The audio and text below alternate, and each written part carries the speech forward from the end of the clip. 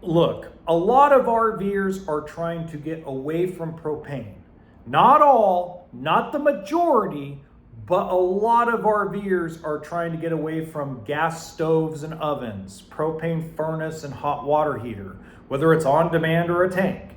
Now today there was an announcement of an innovation, a very small innovation that actually could be a stepping stone towards that goal in the years to come. Welcome to HB RV Lifestyle, the podcast. I'm the host, John Levingston, aka the Honey Badger, here to give it to you straight and transparent about the RV business, as well as some other things. Now, before I get into that innovation, I do have to cover one other thing on RVbusiness.com that's really important. And the reason why it's really important is because it shows the direction of what every industry is going through, what every mom and pop company is going through as they're getting closer to retirement, as they're getting closer to that 50-year mark in business, 40-year mark in business. And it's very interesting to see this all develop, okay? Now, again, just like with everything, the articles will be in the description box below, so that way you can read them on, after the video's over. But here it goes. And by the way, RVbusiness.com today released a lot of stuff about the show. I'm not interested in the Tampa Bay RV show stuff or what they're unveiling and stuff like that, because let's be real, you guys are all going to see it in videos from Matt and Josh and all those guys. So we're not worried about that right now, okay? All right. So it says Meyer Distributing acquires Northern Wholesale Supply. So this is an acquisition. Now, if you don't know who Meyer Distributing is one of a handful of companies, and actually it's becoming less of a handful, that does parts and upgrades for RVs, boats, and power sports at the wholesale side. So they sell their product to service centers, mobile technicians, dealerships, manufacturers in some respects. Not all, but some manufacturers, right? Especially if they're a smaller manufacturer that builds, let's say, less than 50 units a year. So that's where they get this stuff, right? Is through these companies. Well, now they've acquired Northern Wholesale Supply LLC, which has been around since 1984. So we're talking about, we're at that 40-year mark, and actually it would have been 42-year mark, where this company was based out of Minnesota, doing pretty much a lot of the same things that NTP, Keystone NTP, and Meyer and Land & Sea have been doing. Why is this so important? This is important because there's a debate that has been raging all over TikTok that has nothing to do with RVs, but it has to do with life. And it explains why a lot of these companies that have been in business 30, 40, 50 years are being sucked up by the big monster, on the stock market corporations. And it has nothing to do with the corporations offering so much money or trying to buy someone out by gobbling them up at an aggressive stance. What do they call that? They call it hostile takeover, right? What it really has to do is a debate between the remote job for $120,000 and the go to the office job for $240,000. Okay, proof in the pudding is Bob Tiffin. Okay, so Bob Tiffin owned Tiffin Motorhomes, started from the ground up, built it all the way up, wanted to leave it to his kids, leave it to his family. Alcea Leigh Tiffin, who's now the president of Tiffin Motor Coach under the Thor umbrella, Bob sold it. He didn't pass it on to the family. Okay? We go back prior. Let's go back to the heyday of the RV industry, back when John Crean was part of Fleetwood. He wanted to pass it on to his kids, pass it on to his family, which he eventually did, and they ran into the ground, and he had to come back and try to revive it. And as he revived it, the crash came. The economic crash of 08, 09, 10. So it's just proof positive that this generation that's coming into their adulthood want nothing to do with their parents' legacy. It's not like it was when I grew up. When I grew up, of course, I'm an early 80s baby. Okay? We kind of looked at what our dads did, our moms did, and a lot of us did some kind of hybrid or something involving, I mean, like my dad was an auto mechanic. You know, I ended up in the car industry for a little bit, now the RV industry. It kind of moved that way. But if you go look at my daughters want nothing to do with the RV industry. If I owned a dealership, if I owned a corporation, I'd probably end up selling it because I have no one to pass it to. You know, the days of Frankie Baruti taking over for his dad Bob at Giant RV, those days are pretty much over. The Brad Dillons of the world taking over for Dennis Dillon, you know, father passing on to son, is over. Because a lot of the children want to move on to other things that don't involve what the family business is. The pressure of taking over the family business is gone.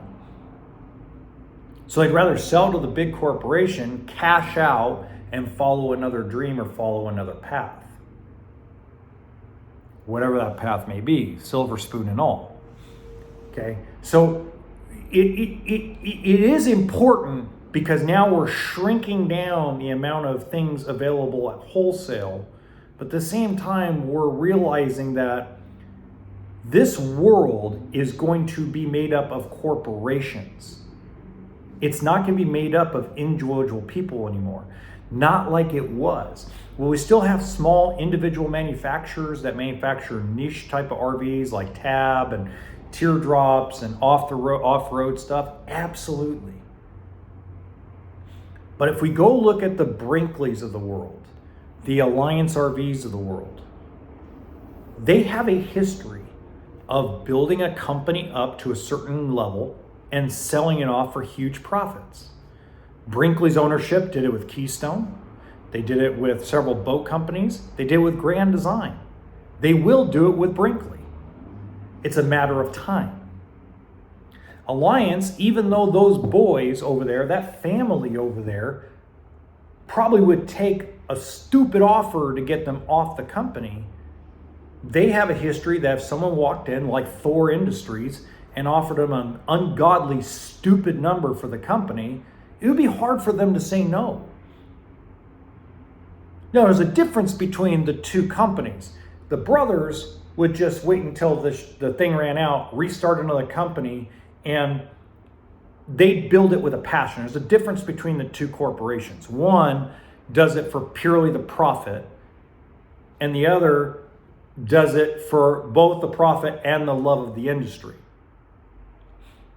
So, you know, even though they have some common crossovers, you know, Genesis Supreme RV will probably be the only independent West Coast manufacturer left when it comes to toy haulers. He's not going to sell off because he doesn't have to. He's got the market cornered on toy haulers for people with side-by-sides because he's the best of the best when it comes to that.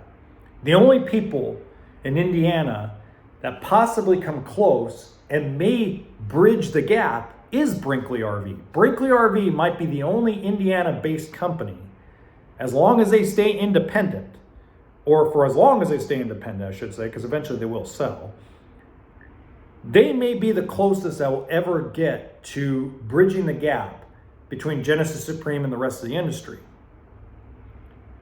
But Genesis also doesn't sell past West Texas. Nobody picks up because the freight out to Florida, freight out to Alabama, freight out to Georgia would be insane. Now that's a great segue, because the thing that we're going to talk about is, and again, the link is in the description box below if you want to read it, RV Comfort Systems Intro's updated all-electric RV furnace. Okay?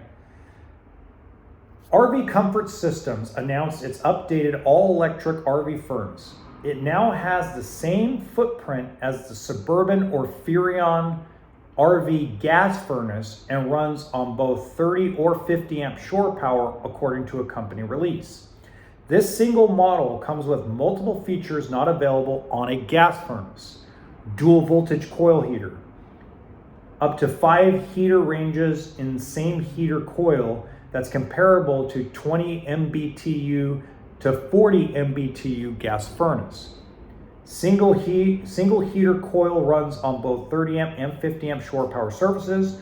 No flue required, so it does not need to be located on an outside wall. Same model can be installed vertically or horizontally. All metal parts, including steel blower wheel. Motor has ball bearing, unlike gas furnace blowers that have sleeves. And blower is AC, so it has no brushes to wear out like 12 VDC blowers. Now, what I would like to see, because that's great explanation and everything, and they have an email and everything if you guys want to check it out. My questions would be, and I'm going to actually call them and ask them, is this furnace going to drain your battery if you hooked it up to an inverter system? Okay, what is the draw? Because we know the draw on an air conditioner, no matter what your setup is demonstrative. If you run, even with a splitter AC, even with a soft start, I just talked to a guy that has basically about $10,000 into his solar and battery setup, and he's now up to 5 hours on the air conditioner.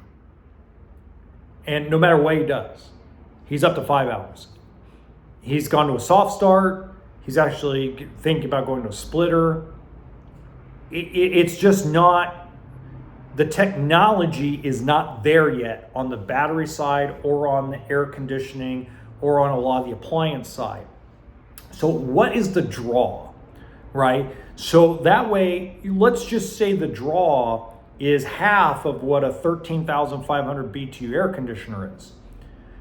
That means that you could pretty much, if that were the case, you could invert it into the battery system and solar system and run your furnace almost 24 hours without killing your battery.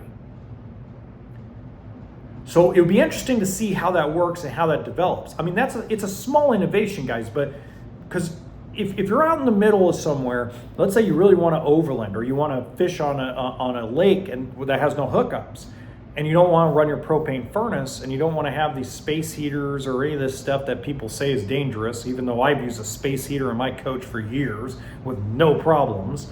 But in all reality, this could be a stepping stone towards an eventual area where we can get to a 12 volt furnace of this type and make it better. And to me,